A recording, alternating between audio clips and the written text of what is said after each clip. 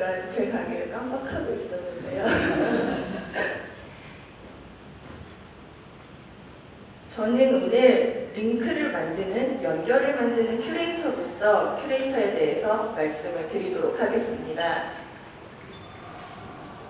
제가 박물관 큐레이터입니다 라고 했을 때 항상 듣게 되는 이야기가 있어요. 바로 어떤 미술 좋아하세요? 아니면 혹시 역사나 고고학을 전공하셨나요? 라는 이야기를 가장 많이 듣는데요. 우선 결과적으로 대답은 NO입니다. 현재 우리나라에 등록된 박물관만 약 1000개에 달합니다. 그리고 보시다시피 박물관의 종류도 굉장히 다양해요. 자연사 박물관, 항공우주박물관, 역사, 인장, 핸드폰 박물관도 있고 장난감 박물관도 있어요. 이렇게 다양한 종류의 주제를 다루는 박물관들이 있는데 어떻게 역사, 고고학, 미술이라는 전공 하나만으로 박물관 큐레이터가 될 수 있을까요?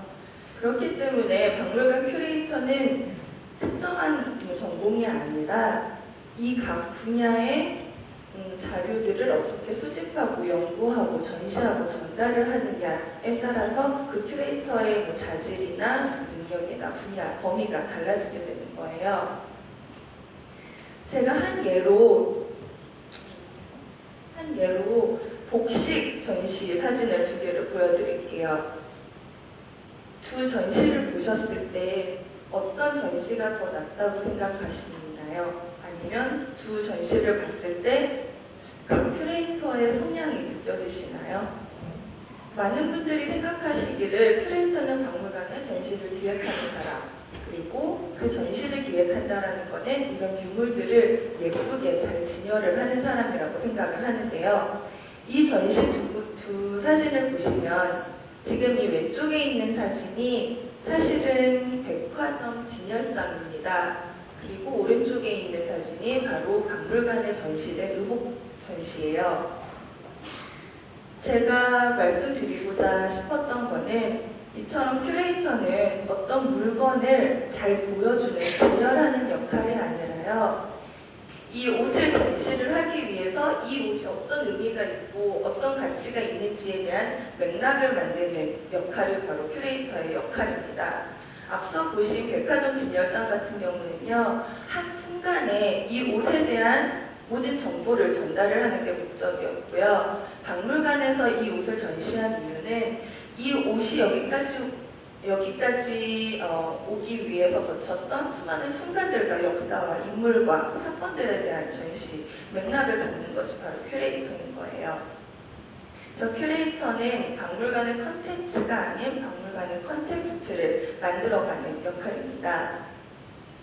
우리가 박물관 가면 늘 보게 되는 주목도끼가 있어요. 이 주목도끼를 큐레이터 그리고 맥락의 입장에서 제가 설명을 드릴게요. 어떤 박물관에서는 이 주목도끼의 맥락을 전달을 하기 위해서 시대순으로 전시를 합니다. 어떤 박물관에서는 이 주목도끼가 실제 발굴된 그 장소에 전시를 하고요. 어떤 박물관에서는 이 주목도끼의 사용 방법을 좀 관람객들한테 전달하고 싶어서 이렇게 사용했던 방법들에 대한 사파를 같이 전시를 합니다. 그리고 어떤 박물관에서는 실제 옛날 사람들이 이 주목도끼를 어떻게 사용을 했는지 모형으로 제작하고 이 특정한 장면을 연출을 해서 전달을 하죠. 이게 주목도끼에 대한 맥락을 잡는 작업이라고 할 수 있습니다. 그래서 맥락이라는 거는 컨텐츠들을 연결하고 오늘 우리 주제인 컨텐츠의 연결이 곧 맥락이라고 풀 수가 있는데요. 저는 이 연결을 좀 더 나아가서 소통으로 풀고자 합니다. 소통은 연결과는 조금 의미가 다르다고 생각을 하는데요. 연결은 예를 들어서 1 더하기 1 이 연결이라고 생각합니다. 하지만 제가 생각하는 소통은 1 더하기 1은 하고 물어보는 것이 소통이라고 생각합니다. 우리가 대화를 나눌 때요. 제 이름만 밝힌다고 그게 소통일까요? 소통은 여러분들이 제 이름을 듣고 질문을 해주시거나 제가 하는 이야기에 끄덕끄덕 해주시거나 고개를 저어주시거나 어떤 반응을 일으키는 게 소통이라고 생각을 해요.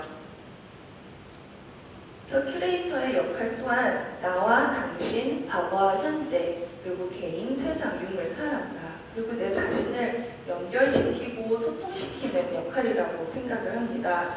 그래서 저는 큐레이터를 링크 크리에이터, 이 연결을 만들고 소통을 창출하는 사람이 큐레이터라고 생각합니다. 제가 박물관 큐레이터로 일을 한 지 10년이 좀 넘었는데요. 제가 시드니 유태인 박물관, 한국의 전쟁과 여성인권 박물관, 그리고 문화박물관에서 근무하면서 느꼈었던 점은 우리나라 박물관들의 주제들이 너무 재밌고 내가 하고 싶은 이런 이야기들이 너무 많은데 왜 우리는 박물관이 딱딱하고 지루하고 어렵다고 생각할까라는 고민이 들었어요. 그래서 제가 처음으로 시작하게 된 게 바로 콜렉티브 큐레이팅, 융합적 큐레이팅의 개념입니다.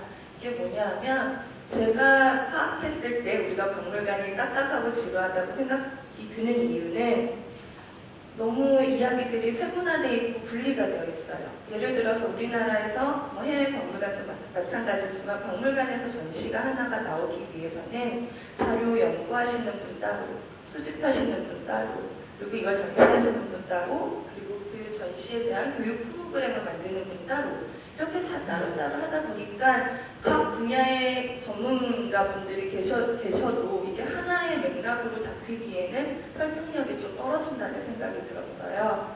그래서 저는 박물관의 자료 수집부터 전시 기획, 그리고 그 전시를 전달을 하는 공간까지 제가 디자인을 하게 됐습니다.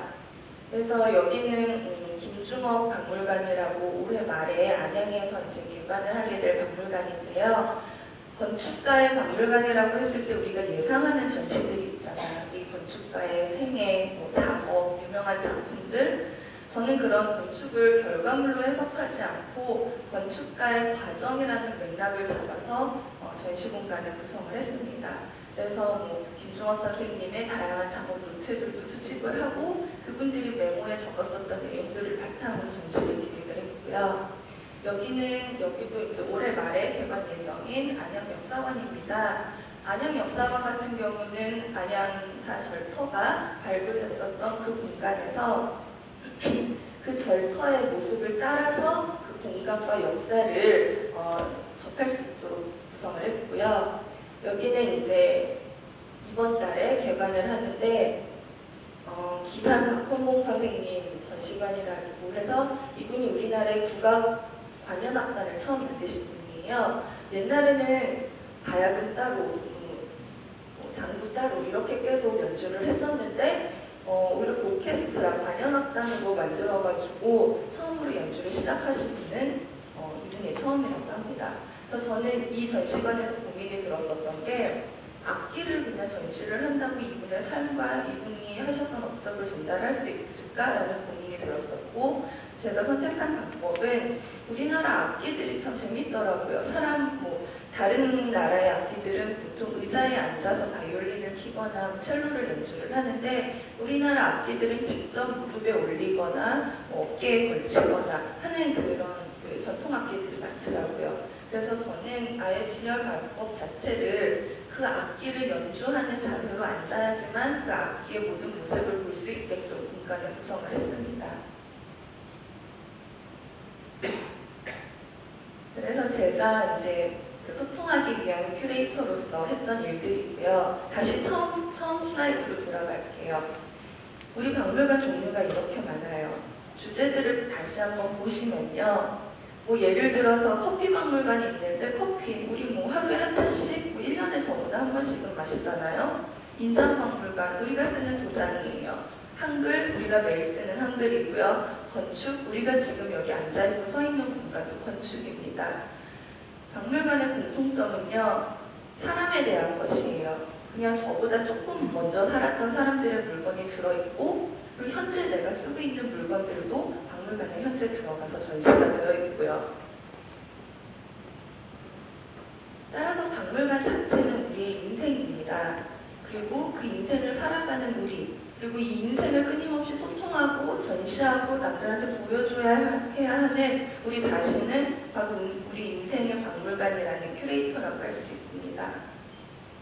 여러분, 여러분 앞에 지금 여러분 인생이라는 박물관이 있습니다. 이 박물관의 기획자는 여러분들이에요. 여러분들이 생각하시는 지루하고 딱딱한 박물관 전시처럼 여러분은 여러분들의 인생 한 살부터 몇 살까지 시대순으로 전시를 하실 건가요? 아니면 좀 흥미롭게 주제를 잡아서 여러분 인생을 소통을 하시고 전시를 하실 건가요? 전 여러분의 박물관, 여러분들 큐레이터에서 정말 좋은 인생의 박물관을 기대하는 관람객이 되겠습니다. 감사합니다.